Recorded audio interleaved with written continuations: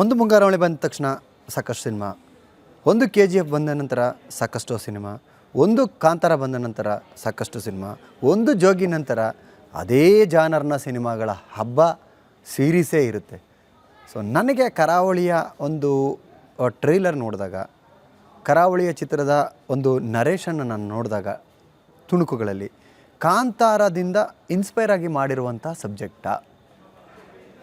ನಾನು ಇದು ನೋಡಿ, ಕರಾವಳಿಯಲ್ಲಿ ಕಾಂತಾರದಲ್ಲಿ ತಗೊಂಡು ಹೋದಂಥ ಪಂಜುರುಳಿ ಮತ್ತು ಭೂತದ ಕೋಲದ ಆ ಎಪಿಸೋಡೇ ಬೇರೆ ಇಲ್ಲ.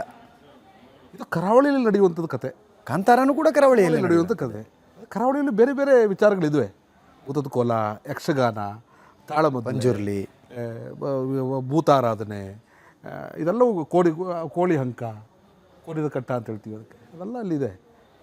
ಕಂಬಳ ಅನ್ನೋದು ಒಂದು 800-900 ವರ್ಷ ಇತಿಹಾಸ ಇರುವಂಥ ಒಂದು ಕ್ರೀಡೆ, ಗ್ರಾಮೀಣ ಕ್ರೀಡೆ, ಕರಾವಳಿ ಭಾಗದ ದೊಡ್ಡ ಕ್ರೀಡೆ. ಮಳೆಗಾಲದಲ್ಲಿ ಅದರ ಆಟವೇ ಬೇರೆ. ಅದಕ್ಕೋಸ್ಕರ 10 ವರ್ಷದ ಪ್ರಿಪ್ರೇಷನ್ ಇರುತ್ತೆ.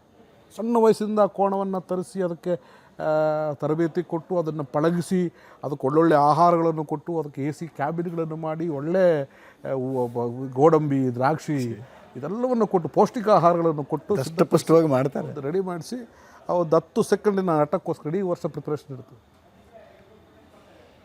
ಜಾಕಿ ಅದನ್ನು ಪಳಗ್ಸೋಕೊಬ್ಬರು, ಅದಕ್ಕೆ ಡಾಕ್ಟ್ರಿಗೆ ಅದೊಂದು ದೊಡ್ಡ ಒಂದು ಅದನ್ನು ಭಾಳ ಧನ್ಯತಾಭಾವದಲ್ಲಿ ಅದನ್ನು ಭಾಳ ಒಂದು ಸ್ಪೋರ್ಟ್ಸ್ ಆಗಿ ತಗೊಂಡು ನಾನು ಗೆಲ್ಲಬೇಕು, ಈ ಸಲ ನನ್ನ ಕೋಣ ಗೆಲ್ಲಬೇಕು, ನಮ್ಮೂರಿನ ಕೋಣ ಗೆಲ್ಲಬೇಕು.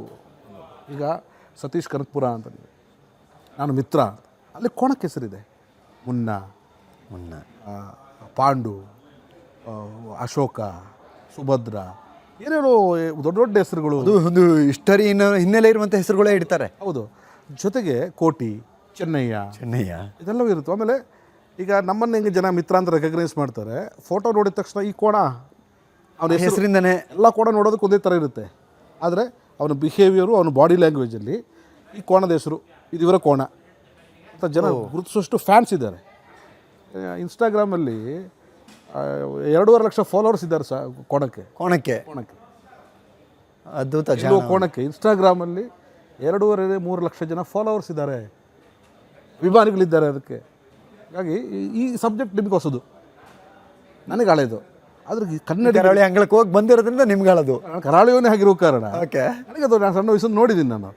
ಆದರೆ ಇದು ಖಂಡಿತ ಕನ್ನಡ ಪ್ರೇಕ್ಷಕರಿಗೆ ಅಥವಾ ಸಿನಿಮಾ ವೀಕ್ಷಕರಿಗೆ, ಬೇರೆ ಭಾಷೆಯವರಿಗೆ ವಾವ್ ಇದದ್ದು ಪ್ರಪಂಚ ಹೀಗಿದೆಯಾ ಅನ್ನೋ ಒಂದು ಕ್ಯೂರಿಯಾಸಿಟಿ, ಒಂದು ನಾಲೆಡ್ಜ್, ಒಂದು ಡಾಕ್ಯುಮೆಂಟೇಷನ್ ಅವ್ರಿಗೆ ಸಿಕ್ಕುತ್ತೆ. ಹಾಗಾಗಿ ಈ ಕರಾವಳಿ ಖಂಡಿತವಾಗಲೂ ಕೂಡ ಕಾಂತಾರನ್ನ ರೀತಿಯಲ್ಲಿ ಆದರೂ ವಿಜುವಲ್ ಕ್ವಾಲಿಟಿಯಲ್ಲಿ ನೀವು ಕಂಪೇರ್ ಮಾಡಿದ್ರೆ ನಂಗೆ ಗೊತ್ತಿಲ್ಲ. ನನಗೆ ಕಥೆ ಕ್ವಾಲಿಟಿಯಲ್ಲಿ ಖಂಡಿತವಾಗಲೂ ಕಾಂತಾರಕ್ಕೂ ಕರಾವಳಿಗೂ ತುಂಬ ವ್ಯತ್ಯಾಸ ಇದೆ.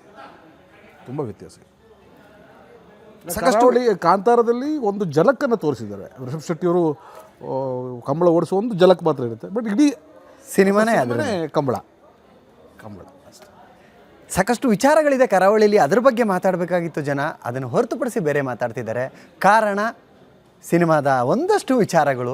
ಸೊ ಈ ವಿಚಾರಗಳ ಬಗ್ಗೆ ಮಾತನಾಡೋದಕ್ಕೆ ನಿಮಗಿಂತ ಒಳ್ಳೆ ವ್ಯಕ್ತಿ ನನಗೆ ಯಾರೂ ಇಲ್ಲ ಅಂತ ಅನ್ಕೋತೀನಿ. ಒಳ್ಳೆ ಇದ್ರ ಬಗ್ಗೆ ನಾನು ಮಾತಾಡಬಾರ್ದು. ಮಾತಾಡೋದಕ್ಕೆ ಆಲ್ರೆಡಿ ನಾನು ಟ್ರೋಲ್ ಮಾಡ್ತಾ ಇದ್ದಾರೆ ಜನರನ್ನು. ಓಕೆ.